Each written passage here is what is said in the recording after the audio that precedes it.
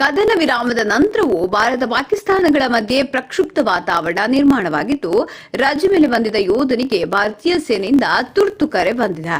ತುರ್ತು ಕರ್ತವ್ಯಕ್ಕೆ ಹಾಜರಾಗುವಂತೆ ಸೇನೆಯಿಂದ ಚಿಕ್ಕಮಗಳೂರು ಜಿಲ್ಲೆಯ ಕೊಪ್ಪ ತಾಲೂಕಿನ ಸಿಗದಾಳು ಗ್ರಾಮದ ಯೋಧ ಆದರ್ಶ್ ಆದೇಶ ಬಂದಿದೆ.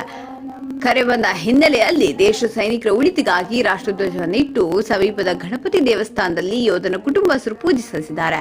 ಅಲ್ಲದೆ ಕರ್ತವ್ಯಕ್ಕೆ ತೆರಳುವ ಮುನ್ನ ಯೋಧ ಆದರ್ಶ್ಗೆ ಗ್ರಾಮಸು ಮಾಲಾರ್ಪಣೆ ಮಾಡಿ ಆರತಿ ಬೆಳಗ್ಗೆ ಕಳಿಸಿದ್ದಾರೆ. ಇದೇ ವೇಳೆ ಭಾರತ್ ಮಾತಾ ಕಿ ಜೈ ಎಂದು ಘೋಷಣೆ ಕೂಗಿ ಯೋಧನನ್ನ ಹಳ್ಳಿಗರು ಬೀಳ್ಕೊಡುಗೆ ಕೊಟ್ಟಿದ್ದಾರೆ.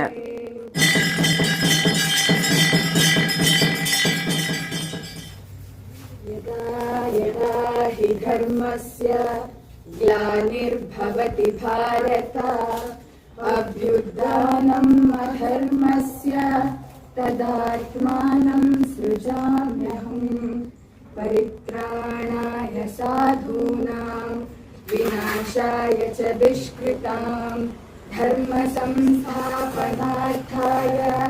संभवामि युगे युगे.